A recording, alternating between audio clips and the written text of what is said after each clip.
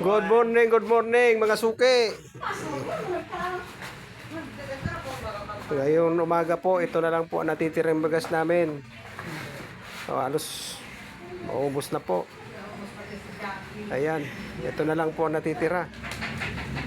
Kaya maraming salamat po.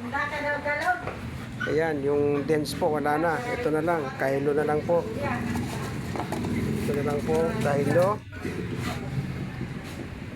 At saka itong sadiri, yung malagkit, ubos na. At saka itong cherry blossom na lang. Yung dents po, baka bukas pa darating. Kaya maraming salamat po.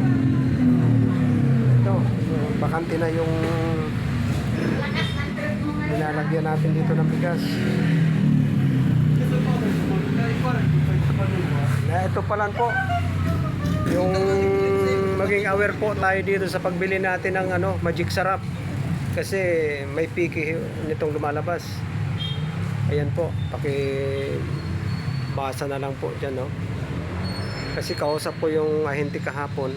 Sabi niya, kapag mababa ho ang presyo nito,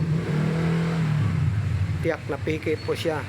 Kung hindi man po piki, expire na po siya. Yan po ang sabi niya. Kaya maging aware po tayo dito. Hindi lang ho yan, pati ho yung mga kape, pinipiki ho nila.